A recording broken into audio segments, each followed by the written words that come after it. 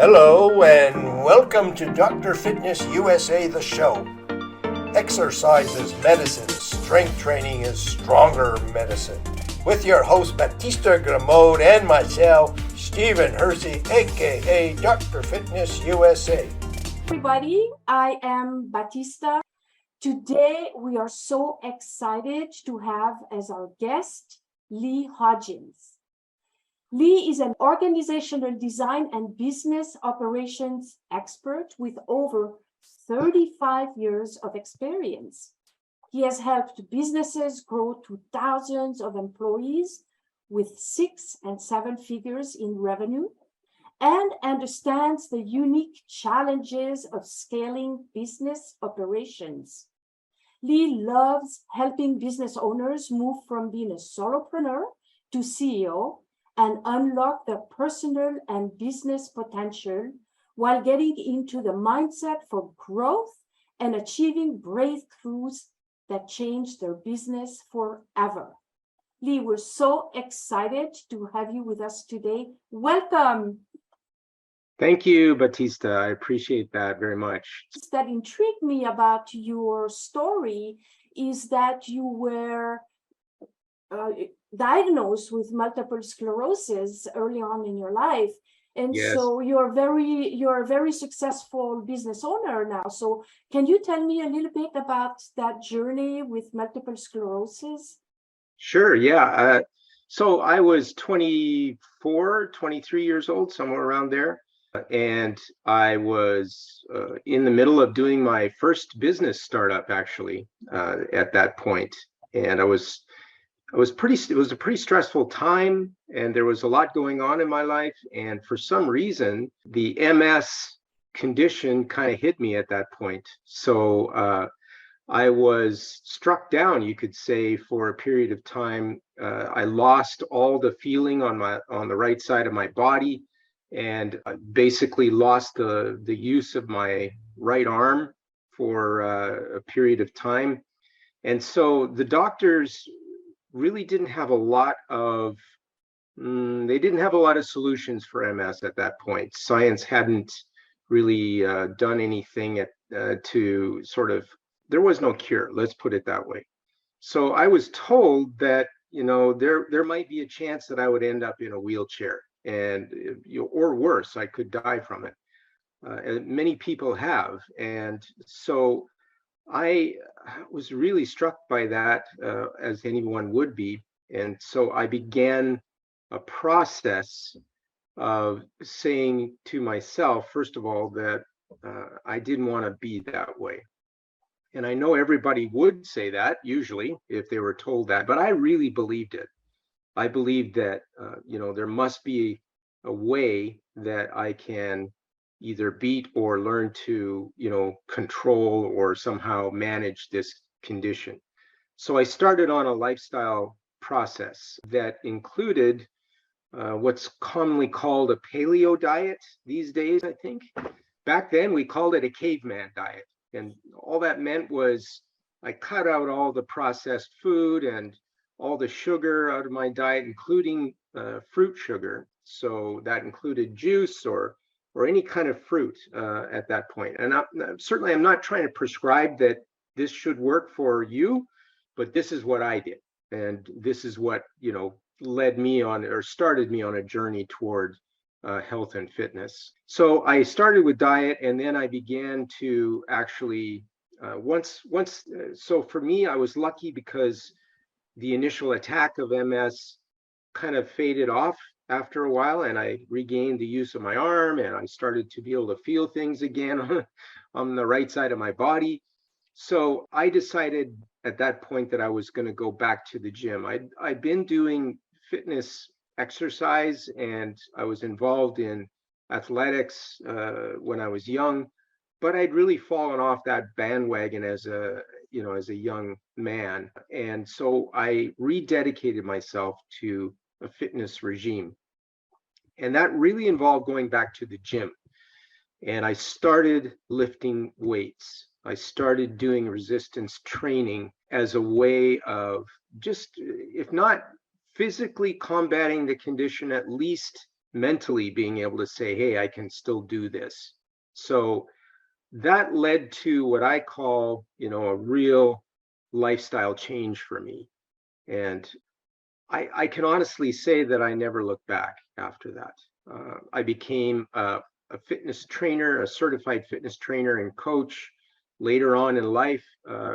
And I used that as kind of a platform for educating and training other people who felt that they had no other options, or they were in a position where they would never be able to do what I do. And so I really became that sort of glue and that inspiration for people who were struggling with their fitness for whatever reason, whether it was, just a lifestyle issue or whether they actually had disease conditions of some sort. So, and here I am. I just turned 60 this year, and I feel like I've never really looked back, as I said. And I just want to say that, if you find that you're behind the 8 ball for some reason in your life, whether it's, through disease or through, mental health issues, or whether it's through lifestyle or life circumstances, fitness can play a part in being able to rehabilitate you and get you on the right track again. So that's essentially my story. There's lots of other stuff, but we don't have to deal with that today. That's amazing. So, so you work with entrepreneurs and business owners in helping them scale your business. So I would imagine that mindset, that health mindset, is really something that you encourage them to embrace. Yes, very much so. Thank you for that. I'm what I call a small business to medium-sized business scaling specialist. So I deal with my audience is basically people who are owners or founders of successful businesses. These are not startups. These are businesses that are thriving, they're growing.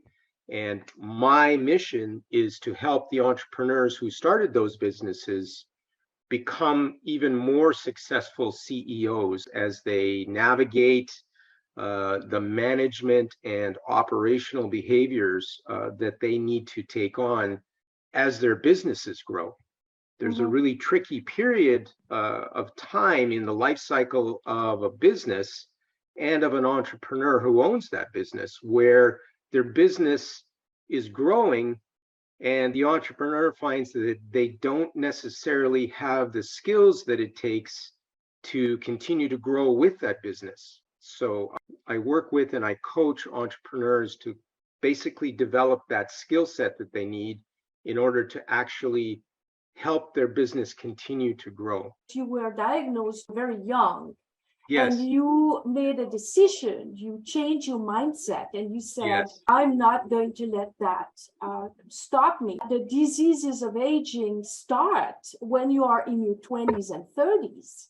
Yes. Oftentimes, of course, they're not diagnosed then because there's no evidence. So you were very fortunate that you had a diagnosis that you could say, yeah, I'm going to change my life. But for a lot of people, there is no diagnosis and they continue on the wheel. And especially as entrepreneur, you know that we are on the wheel a lot of times, right? Yeah. So I was curious.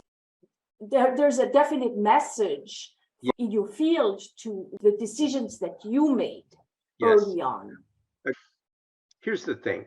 When I coach entrepreneurs and business owners to change their behaviors, one of the first steps that I take in that process with them is looking at their mindset and looking at their value system and how that's influenced not only how they got into business in the first place, but how it's influencing their business as it grows in the present moment.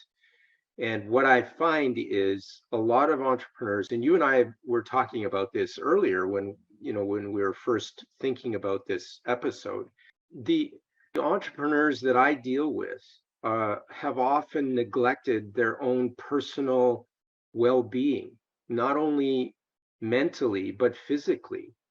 as their businesses have grown. It's like the story is oftentimes your business is like a baby and you have to nurture it, make sure that its well-being is taken care of. And as a result, entrepreneurs and business owners often neglect their own personal care and their own personal well-being as they take care of their businesses. So I find entrepreneurs, when I deal with them, are often stressed out. They're in ill health, and they probably don't even know it. They're feeling under the weather a lot of the time. They're losing sleep. There's any number of sort of red flags that are going on in their life that they're not aware of as far as their personal health and well-being is concerned. So some of the first things that I do with entrepreneurs in terms of addressing their mindset is saying, where are you at in your life? Like, what is your lifestyle like? Are you taking care of yourself? Are you drinking enough water? Are you sleeping?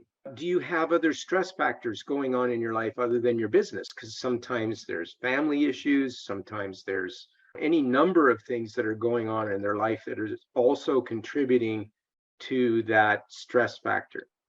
And so oftentimes I end up going back to the basics when it comes to working with the entrepreneur or the business owner and saying, okay, you've got to exercise more.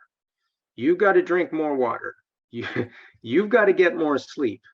And in order to do that, let's work on your business as well as making sure that you're doing some goal planning and some lifestyle changes for yourself. If you don't do that, how is your business going to survive if you fail? So that's where we start.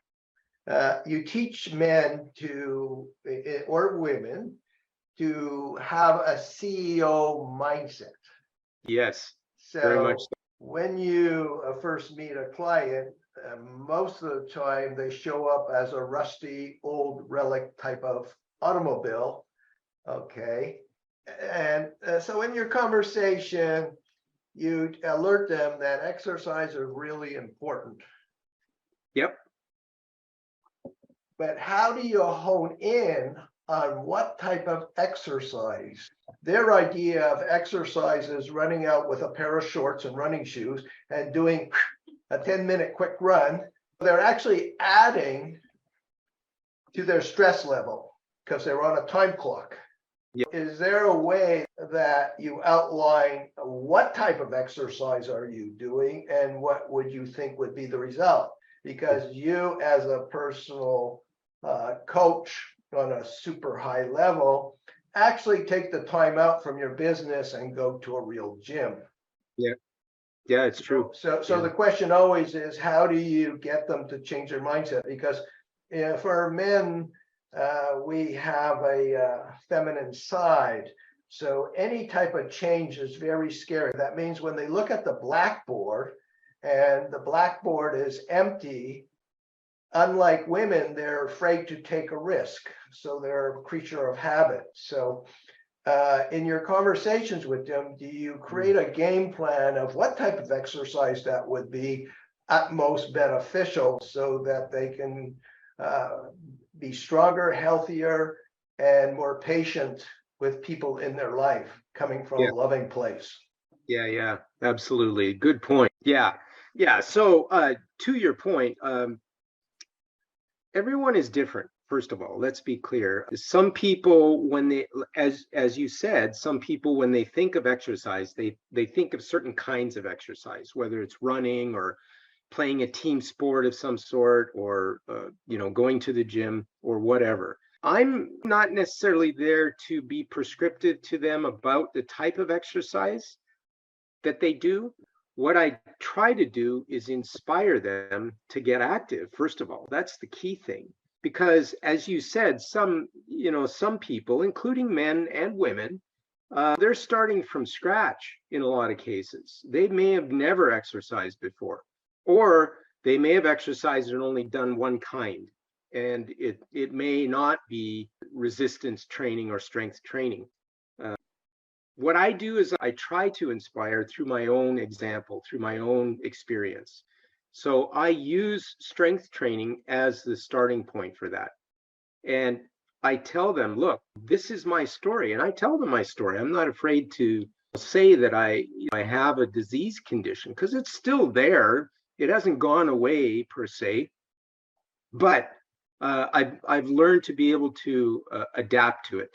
And that's the key.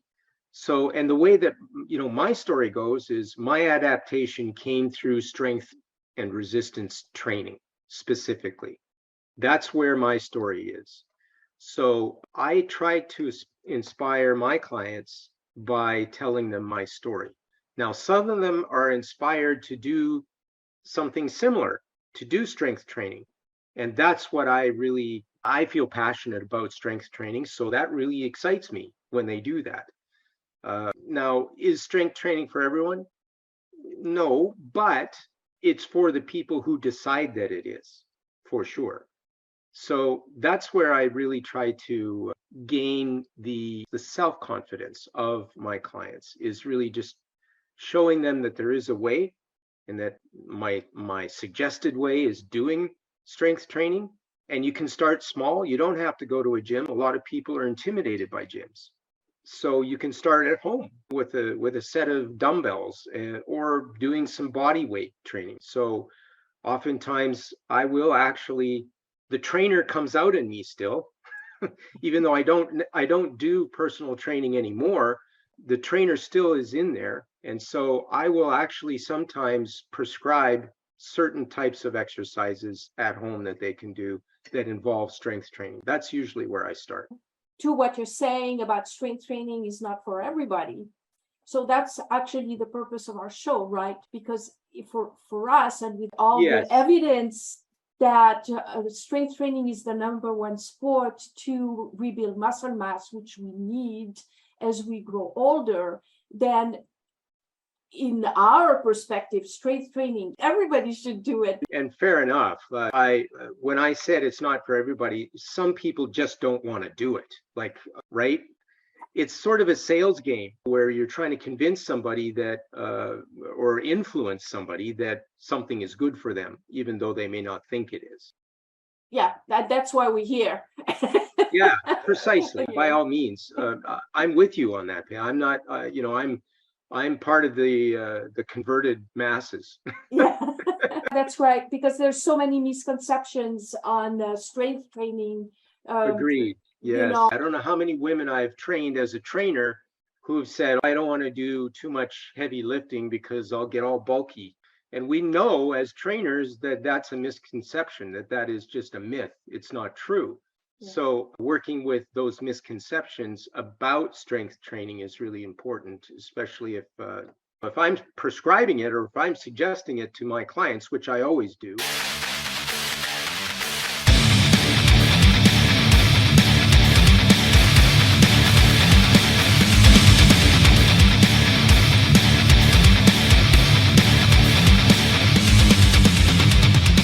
Dr. Fitness USA's vision is to create a stronger, healthier society of people enjoying vibrant health, unshakable self-confidence, and a sculpted body they'll fall in love with.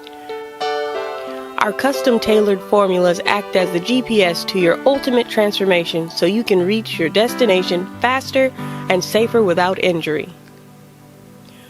The Feminine Body Design program teaches a woman the art of strength training from a female perspective and helps her achieve the feminine physique she always dreamed of having. The Design Formula program teaches men to achieve a sculpted, manly physique without injuries.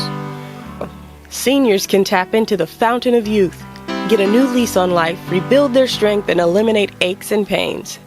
Those with injuries learn to rehabilitate them, recover mobility, and relieve back, neck, shoulder, and knee pain. Now, with working with Steven, just in, 4 workouts I think so far, if that, I have no pain in my knees like I used to. Suddenly a quietness in the mind, clarity. I mean, I don't have back pain anymore. It's amazing. It's just really amazing. I'm Bernie Dorman. I'm founder and chairman of CO Space International, and I so endorse Dr. Fitness for leaders to have better lives. He does the inside and the outside to make sure you're the best leader you can ever be. And yesterday was already too late to say yes. If your mind can conceive it and your heart can believe it, then Dr. Fitness USA can help you achieve it.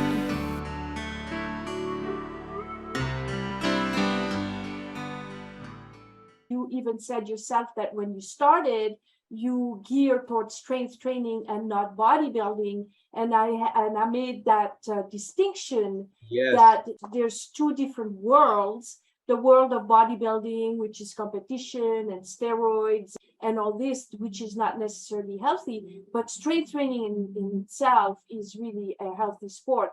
Now, as a young man, you were smart enough that you were able to make that distinction and make a choice. We need to gear people towards making the right choice through Yes. education, right? Yes, So absolutely. And you're Go ahead. absolutely right. I didn't know that there was a difference between bodybuilding and strength training until much later in my sort of fitness journey.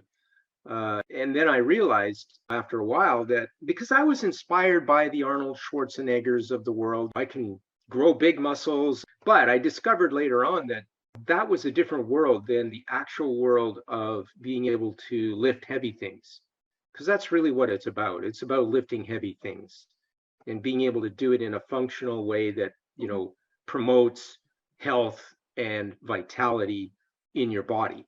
And I can speak to the health and vitality part specifically, personally. I like lifting heavy things.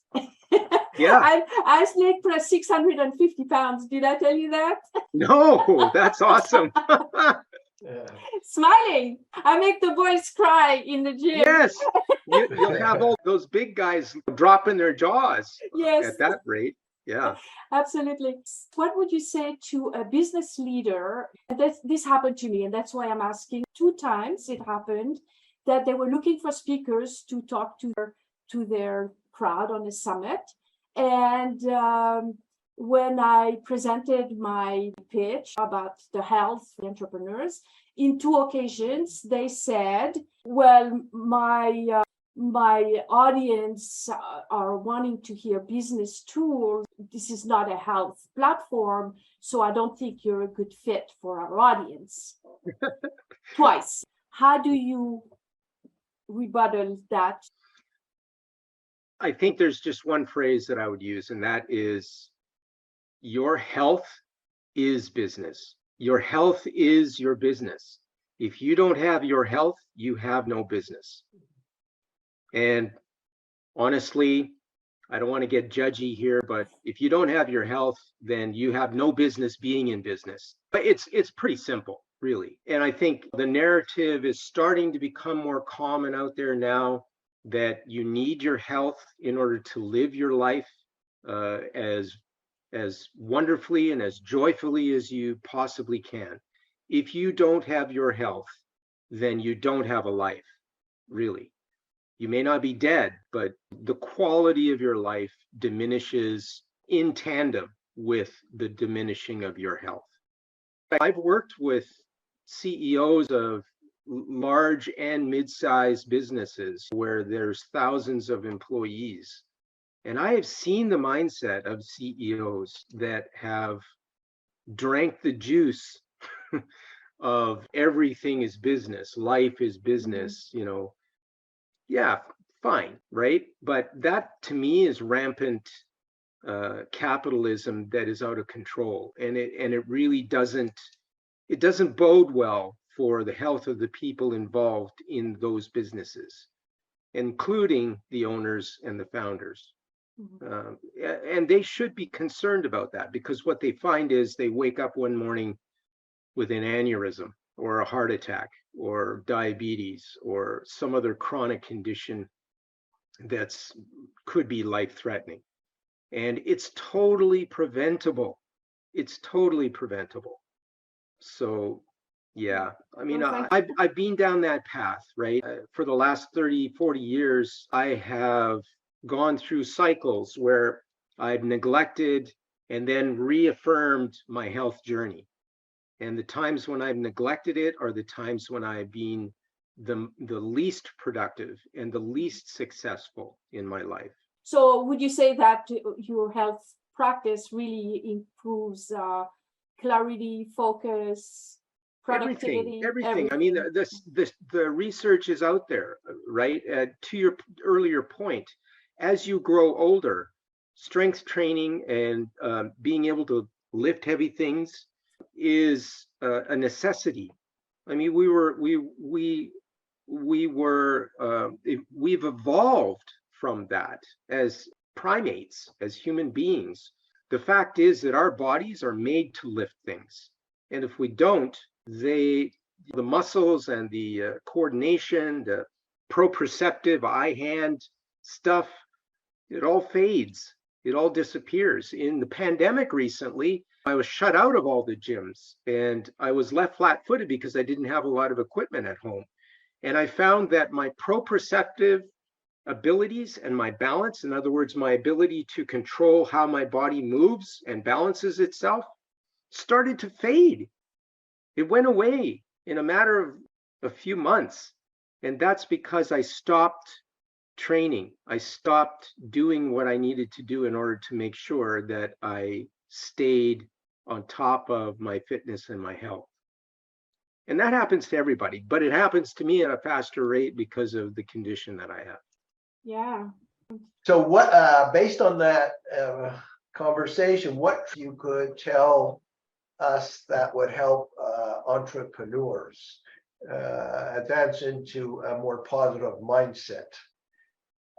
So I think there's 3 tips that I would offer to keep the wheels from flying off your health and your business.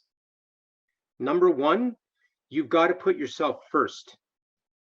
In everything that you do, you have to put yourself first. And I know that is so far outside the purview of most entrepreneurs and business owners. They grow up with their businesses thinking that the business, like a child, needs their support first and foremost.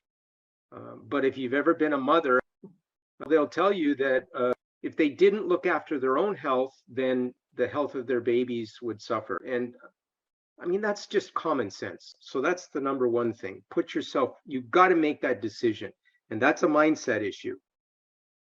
Number 2 is being able to actually start with some basics when it comes to your physical health. So I walk the client through several sort of health lifestyle kinds of questions. Number 1, are you getting enough sleep? What is the quality of your sleep? Are you waking up and bolt upright in the middle of the night thinking, oh my God, I've got to do that thing tomorrow? And if you are, then we need to work on a strategy to get you back on a healthy sleep routine. Then we go from there in terms of just basic lifestyle issues. Are you getting out and doing some activity every day? Anything, walking. Walking is something that people stop doing after a certain age or within a certain life cycle of their business as an entrepreneur. And we look at diet then. What do you eat? Are you eating a lot of fast food stuff? Are you going out to all these business dinners and eating all this really fatty, salty, oily food that's usually available at the business dinners? Are you eating pastries first thing in the morning because you have a breakfast meeting? What's going on there? And then we look at specifically the activity and what kind of activity you need to be doing. And so that's where I talk about my journey, what I've done with strength training. So I get them through that sort of thought process around that. I let the trainer kick in after a while for me with my clients. And I kind of switch hats a little bit. So I go into the coaching side, but then I go into the trainer side as well. So those 3 things, really important. What is it that you're doing now that you couldn't do if you were on a wheelchair? You have this whole lifestyle that you promote traveling. Yeah, so I've been to 50 some odd countries around the world. I lived and worked in the Middle East for a number of years. I was one of the senior managers on a startup project that was in the oil and gas industry in the Middle East. I would never have been able to do any of that if I had not made those decisions early on to take care of my health and to develop a lifestyle that included strength and resistance training but also included, just taking care of what I eat, the kind of stressors I allow to, infect my brain, as we all have, and just being able to deal with life circumstances in a way that continues to promote the fact that life is something that is a joy to be lived, not a hell to be endured. So yeah, I've really taken that on. I have a bit of an adventurous spirit, so travel is one of my passions now. When I was 17, I struck out all the way. I took my car and drove all the way across Canada. When I started to experience my health concerns in my early 20s, one of the things that prompted me to make the decision to change my lifestyle or to adapt to a lifestyle that included fitness and strength training was, I want to be able to keep doing that. I don't want to be confined to a wheelchair. That's just not the kind of life that I want to live. And I will do everything I can to prevent that. Yeah. Everybody goes through a point in their life where they have to make those critical decisions. And sometimes the clients that I work with are well into their 30s, 40s, 50s, and they're just then realizing that they have some key decisions to make about how they want to live their life. Okay, so Lee, I hear you have a free gift for our guests. Yeah, for sure. So if you are a small business owner or even a medium-sized entrepreneur, owner, or founder who is in the middle of experiencing that phase of business growth where you're starting to scale your operations, or maybe you're planning for it and you feel like you need to grow, but at the same time your business is starting to tell you that maybe the wheels are flying off. If you're in that situation, I would love to give you a 1-hour consultation, and I would do that for free. In that consultation, I will give you an action plan that you can use. You can take it and use it immediately. It'll be a very practical action plan that focuses on the 6 factors of operational business growth. So starting with your mindset, that's where we're going to start. And then looking at your strategy, and then looking at your goal plans, then looking at your business processes, then looking at your people processes, and then looking at how work is done within the business. So those 6 factors I'll walk you through, and we'll pick some that you can take some action on right away to help you get control of your growth process. This is a tricky time for you if you're in the middle of that. And a lot of businesses fail because the owner or the founder of the business doesn't keep up with their business growth. So how can one contact you? Yeah, so it's through my website, Guerrilla Coaching. So Guerrilla as in the military guerrilla. So GUERRILLA, Guerrilla Coaching.ca. Look at the website, you'll see that there's a button there to have a chat with me. Go ahead, schedule a chat. Let's have a 1-hour conversation around your business growth. It was an honor and a pleasure to have you as our guest. Make sure to find Lee and to ask for help. He's your guy if you want to scale your business. Thank you again so much. Thank you so much, Batista and Stephen. I really appreciate this, and all the best to you and to your audience. It's been great. Great. Thank you. Bye-bye. Bye-bye.